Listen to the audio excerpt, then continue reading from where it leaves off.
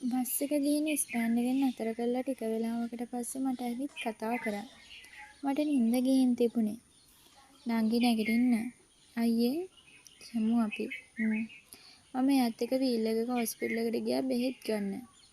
බෙහෙත් ගන්න පොලිමේ ඉඳලා මගේ අංකේ කතා කරාම අපි ඇතුළට ගියා. ඊට පස්සේ බෙහෙත් ටික අරන් අපි එළියට එද්දි මගේ ස්කූල් එකේ යාළුවෙක් හම්බ වුණා. යාළුවෙක් කිව්වට මගේ ස්කූල් කාලේ ලව් එකක්. ගෙවල් වලින් අකමැති වෙච්ච නිසා අපිට ඒක නවත්තන්න උනා. එයා නම් ඊට පස්සේ වෙන කෙනෙක්ව කසාද බැන්දා. මම ඊට පස්සේ කාටවත් ආදරේ කරන්න ගියේ නෑ. ඒක නැවතිලා අවුරුදු ගානකට පස්සේ තමයි සිහින අයියව මුණ ගැහුනේ. "නිතු මගේ මැනික කොහොමද ඉතින්?" "සෝරි පුරුද්දට කියවුනේ." "ඒකට කමක් නෑ. හොඳයි පවන්. කොහොමද ඉතින්?" "හොඳයි." "හස්බන්ඩ්?" "නෑ." "ඒක නෙමෙයි. කොහෙද මෙහෙ?" "නංගිට බෙහෙත් ගන්න ආවා." "ඔයා එතකොට බෙහෙත් ගන්න ආවා?" අපි දෙන්නට කතා කරගන්න දීලා සිහින අයියා එහාට ගියා. "ඇත්තටම කවුද?" "මගේ බෝයිෆ්‍රෙන්ඩ්." "ආව් අප්පා.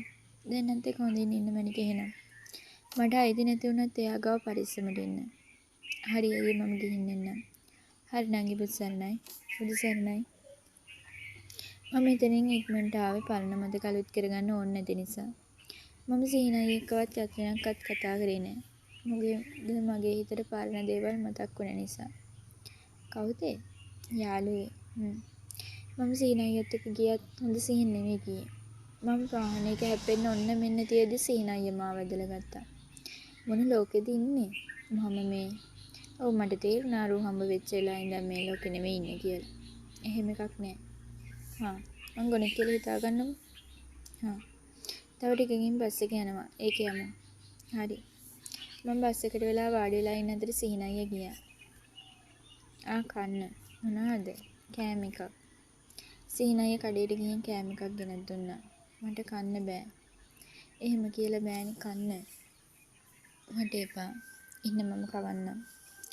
"එපා මට කන්න බෑ." එපා කියද්දිම එයා මට බලෙන් කැව්වා. "දැන් හොඳ ළමයා වගේ ටිකක් නිදාගන්න. ස්ටෑන්ඩ් එකට ගියාම මම හැරවන්නම්." "හරි අයියේ තැන්කියු ඔයාට." "අනේ මේ ඒව ඔයාම තියාගන්න." "හා." මම එහෙම ඇස් දෙක පියාගත්තා. නිකම්ම හිත ගියේ අතීතෙට. මම පවන්ට ආදරය කරන්න ගත්තේ ඉස්කෝල් කාලෙදී. අවුරුදු 5ක් පුරාවට පැවති අපේ සම්බන්ධය ගෙදර අය දැනගත්තා. ඊට පස්සේ මාව ඉස්කෝල් එකට යවුවෙත් නෑ. වෙනත් ඉස්කෝල් එකකට දැම්මා. මොකද එයාලා පවන්ට කැමති වුණේ නෑ. පවන්ගේ අම්මලා තාත්තලා උනත් මට කැමති වුණේ නෑ. මම කොච්චර ඇඬුවත් වැඳ වැටිලා කිව්වත් වැඩක් වුණේ නෑ. "උඹ උත් එක්ක තවදුරටත් හිටියොත් මේ තාත්තා මෙතනම මැරිලා යනවා." තාත්තා එහෙම කියලා ගන් එක අරගෙන ෂූට් කරගත්තා. තාත්තා පොලිසිය නිසා තාත්තා ගාව ගන් එක තිබ්බා. ඒ වෙලාවේ මට කරන්න වෙන දෙයක් තිබ්බේ නැති නිසා මම තාත්තව තෝරගත්තා. මම රෑට එයාට වෙච්ච දේවල් කියලා මෙසේජ් එකක් දැම්මා. ඒත් මම එයාව අතෑරියේ නෑ. ඊට පස්සේ අපි දෙන්න ගෙදරට හොලා ලව් එක කරගෙන ගියා. ඒත් එක දවසක් අවාසනාවන්ත විදිහට මම එයත් එක්ක ලාස් යනකොට තාත්තට අහුණා. "උඩ කොච්චර කිව්වත් ඇහුවේ නෑනේ. එහෙනම් මේ තාත්තා ජීවත් වෙලා වැඩක් නෑ" කියලා තාත්තා එතනින් වෙඩි තියාගත්තා. වාසනාවකට මෙන් තාත්තට ලොකු ඩැමේජ් එකක් වුණේ නෑ. ඒත් මම එයා එක්ක කතා කරන්න හැදුවත් එයා මගෙන් ඈත් වුණා. එයා කිව්වෙම තාත්තා කවදාවත් අපිට එකතු වෙන්න දෙන්නේ නෑ කියලා. ඒ නිසා තවත් එයා ගැන බලාපොරොත්තු වෙන්න එපා කියලා. එදා මම හුඟක් ඇඬුවා. ඒත් එයා කවදාවත් ආයෙ ආවේ නෑ. අන්තිමේට තාත්තා මාව පිටරට යවුවා.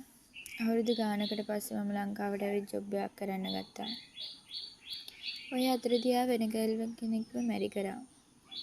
මම හිත හදාගත්ත උනත් මට එයාව අමතක කරන්න බැරි වුණා. ඊට පස්සේ අවුරුදු ගානකට පස්සේ තමයි මට සිහින අයියා මුණ ගැහුණේ. මගේ හිත එයාට ඇදිලා ගියයිද කියලා මම අදටත් දන්නේ නෑ. මම PFCයට ආවේ සිහින අයියාගේ කෝල් එකෙන්. "නංගි මොකද කරන්නේ?" "මොකද නෑ අයියේ." "කෑවද?" "නෑ අයියේ." "ඇයි ඒ?" "කන්න බෑ." "කන වහලව බඩගින්නේ නැතුව." "මම කන්නම් අයියේ පස්සේ." "හරි." එයා එහෙම ෆෝන් එක තිබ්බා. මම නිදාගෙන නැගිටිනකොට හොඳටම හවස් වෙලා. උණ ගතිය නම් අඩු වෙලා තිබ්බා. මම ෆෝන් එක බලද්දි සිහින අයියේ කෝල් අරන් තිබ්බා. ඒ නිසා මම කෝල් එකක් ගත්තා. ෆෝන් එක ආන්සර් කරනකොට මොකද කරේ? මම නිදාගෙන දැන් නැගිට්ටා. හොඳයි. කෑවෙත් නෑනේ. නෑ අයියේ. මම කියන දේවත් අහන්නේ නෑනේ.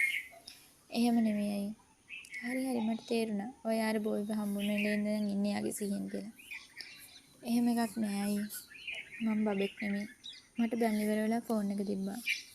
එයා කවදාවත් එහෙම හැසිරෙලා නෑ. මටත් හිතා ගන්න බැරි වුණා උනේ මොකද්ද කියලා.